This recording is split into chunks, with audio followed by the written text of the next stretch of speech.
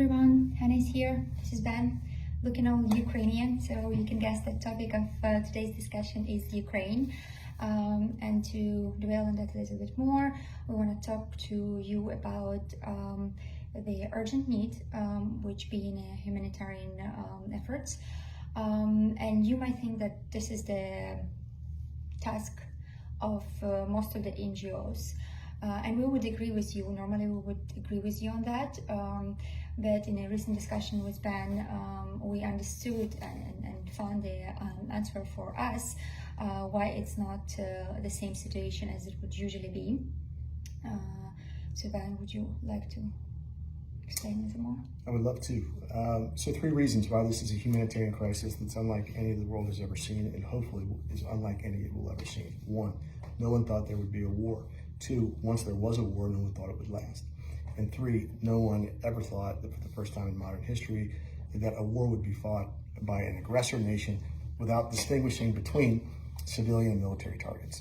The combination of those 3 things created a massive, overwhelming refugee and humanitarian situation overnight, broad and deep, and that created a crisis situation. That is not something that the big or NGOs that typically handle these situations are prepared for, and they weren't prepared for it. Not necessarily their fault, doesn't matter whether it's anybody's fault. The reality is, because of how the situation arose for those reasons, people like Hanna and myself and all the other volunteers from around the world who are trying to plug this hole are trying to plug the hole, and we're not assisting the people that normally handle this effort. We are this effort, and I think that gets misunderstood. In the absence of other people being there to provide the humanitarian aid that's necessary, these people aren't getting it.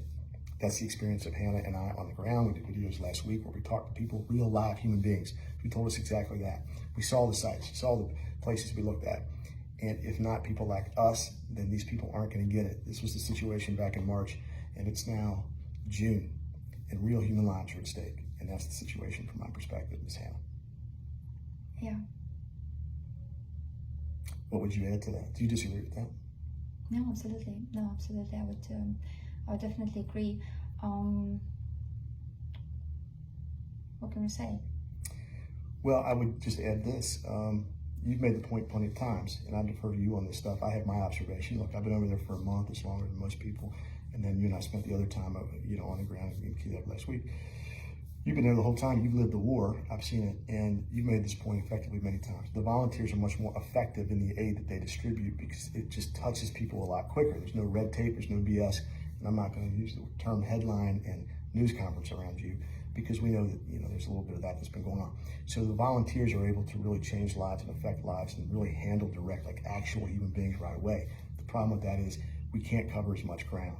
What you and I would like to do, and what we've talked about doing, is develop sustainable ways, not just one truck of stuff that's going to save lives for today or tomorrow. That's great, but as soon as everybody gets off the euphoria of doing that, the question is, well, what the hell are we going to do next week?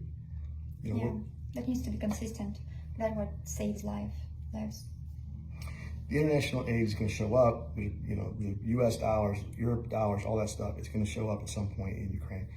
That's true. The question is when, and what do we do between now and then? When is then? I don't know. Realistically, 9 months, 12 months. It depends on how long the war goes on. But there are tens of thousands of Ukrainian lives that if people like us don't find a way, with your help, to save those lives, by the time that the aid dollars from the big boys come, it's going to be too late.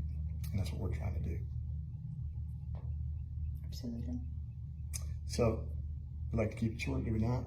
Yes. I think the only thing left to say today, Ms. Hanna, is Slava Ukraine. Heron Slava.